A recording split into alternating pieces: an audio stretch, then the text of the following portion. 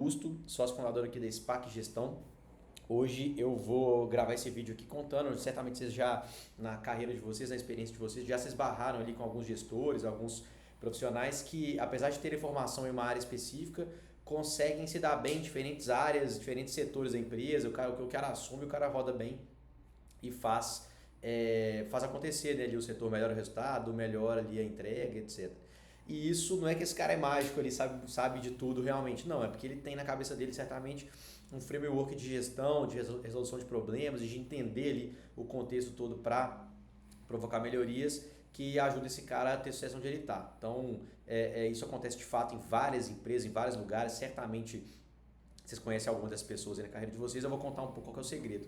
Para você também fazer isso e para, né, se você é empresário, também ter esse tipo de resultado ali na empresa de você, na empresa de vocês, né?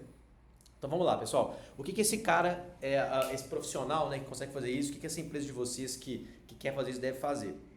Primeiro ponto, eu vou desenhando aqui, né? É começar pela cadeia de valor. Então qualquer cara que chega num negócio, ou num setor, ou num processo diferente, ele vai entender ali, primeiro, né, quando chega num negócio específico, a cadeia de valor desse negócio. O que é uma cadeia de valor?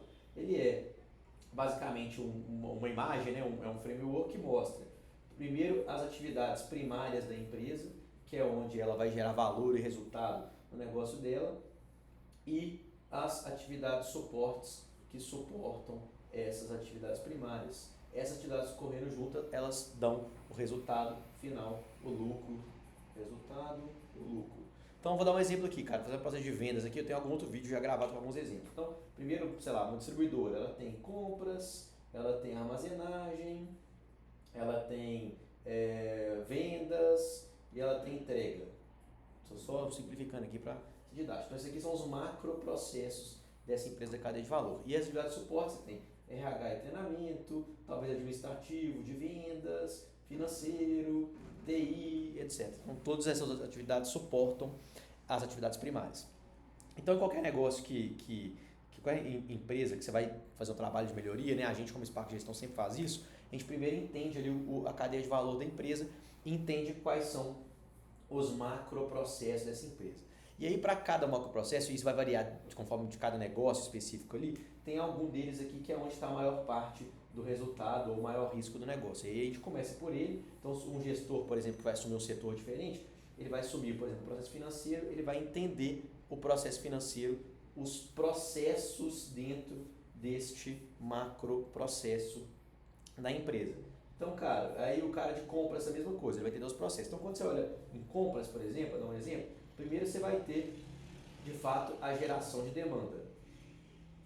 Ou seja, quanto que esse cara tem que comprar, que horas, quando, etc. Depois tem a compra em si. Compra em si dentro do planejado, né?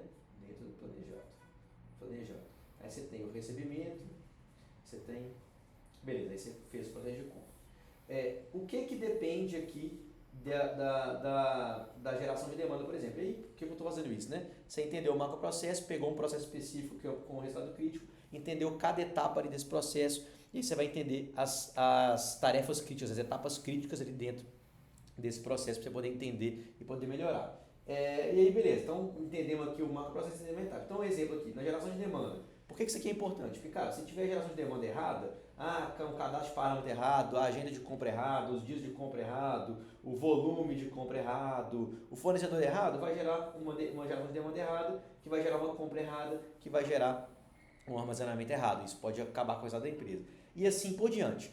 Beleza. Para cada macroprocesso da cadeia de valor, entende que tem os indicadores-chave. E aí, para cada negócio, isso vai variar. E aí, quando a pessoa vai assumir um processo diferente, uma cadeira, ou numa empresa diferente, ou numa cadeira diferente, ou num setor diferente, ela vai, entendendo a cadeia de valor, entendendo os processos, ela vai definir quais são os indicadores-chave para aquele contexto. Então, no caso de compras, é o volume de estoque, é o dia de estoque, é o estoque pago, muitas vezes é um indicador-chave. Você quer ter menos estoque pago, né? Trabalhar com capital de giro mais saudável. Você quer ter, um exemplo, né? O percentual de ruptura, que é falta de itens, né? Você pode faltar itens, você entende os indicadores-chave.